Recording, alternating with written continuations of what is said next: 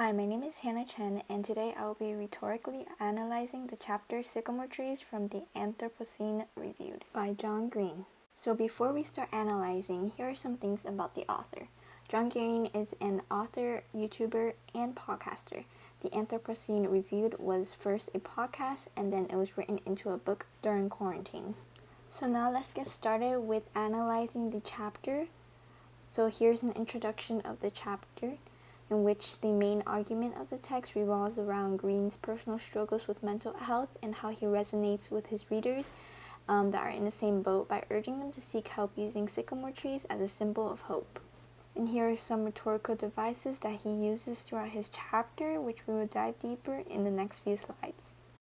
So now let's do an overview analysis using past.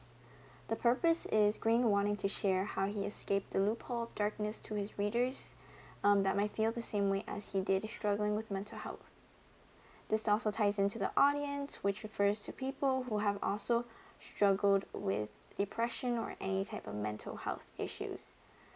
The speaker is Green, who personally struggled with depression, allowing his words and feelings to resonate better with his audience as he instills hope and provides a solution for them using what he has learned from the past.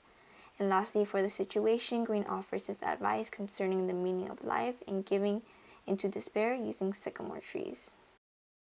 So let's start with analyzing part 1 of the chapter, which includes paragraph 1 to 4. Here, Green starts off with his essay with a personal anecdote of how his children always asked him why to everything he said.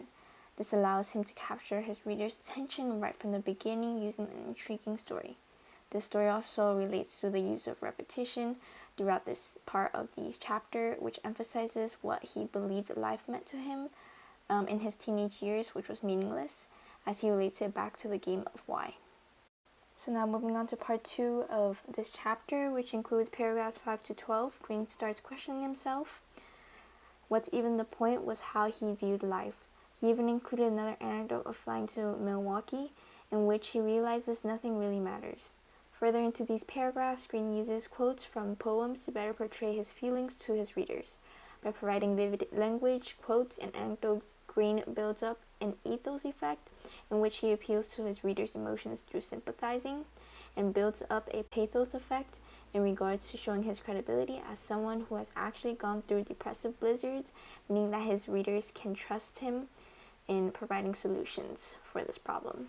The use of multiple strategies in both part 1 and part 2 display Green's language as one that is emotionally driven, which makes it touch the hearts of his audience even more. This easily and efficiently makes his essay one that has a lot of impact to his readers. Now moving on to part 3, which consists of paragraphs 13 to 14. Here Green describes his feelings once again, but alludes it to a character from a novel who views his future as a blank space.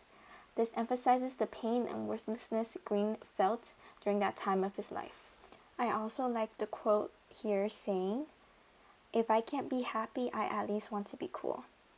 This adds a slight humor to his whole paragraph and breaks off from the serious tone previously established. Now moving on to part 4, which includes paragraphs 15 to 20, Green continues to talk about the negative feelings that he has been experiencing. He uses clearer language by introducing the topic to each paragraph in the first sentence, such as here saying despair isn't productive, and in the third paragraph of this section, depression is exhausting. In addition, by using a simile to compare despair to a replicating virus that makes it hard for him to do everyday tasks, it really helps the readers to relate on a personal level as it stresses the effects of despair. Continuing part 4 is especially important, in which a shift in the topic of the essay happens. Instead of continuing his discussion on his negative feelings, he shifts to how he overcame the problem by using a firm tone to show his determination, in which he got right back up and kept going. He uses words such as must, keep, and try to display all his efforts in getting out of depression. This urges his audience to do the same who are struggling to find motivation to keep going in life. The word believe really helped him to do so, and that is why he hopes his audience can also see the importance of valuing life. Now moving on to the last part, which is part 5 in paragraphs 21 through 26, which after he builds up his essay, Green reviews finally what the title Sycamore trees mean. By using symbolism, viewing sycamore trees as a symbol of protection and strength to keep him going in life, he is able to create a strong, permanent ending to his essay. This helps it to become more impactful to his readers. Now, let's sum everything up. In the beginning, first, Green introduces the topic of overwhelming feelings of depression using his personal experiences with it.